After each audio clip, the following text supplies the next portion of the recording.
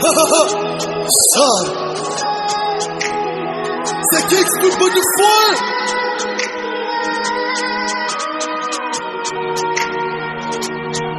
Lem kriye se pou mka ou mase fos.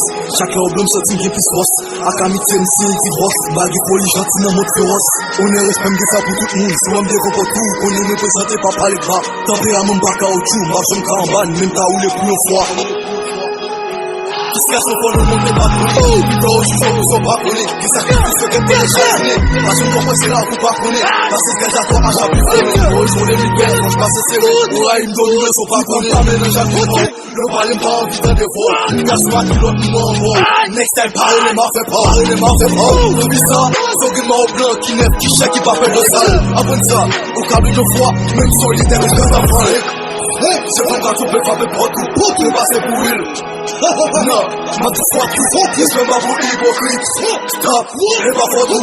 Vipam, pa la vipam. Ou fe mpi mal ke jou fè tout. Respect ma pou fèk.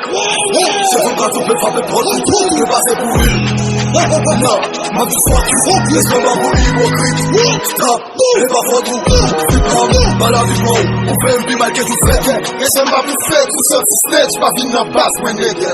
Nou pa fjemble ou de kou bet ki pren tout gas yo nege. Ou pa fèk le ou de kou mèche bagal ki rasyo ou fè. Lak ou pa kete, devon mi flush, non tout fuck you nege.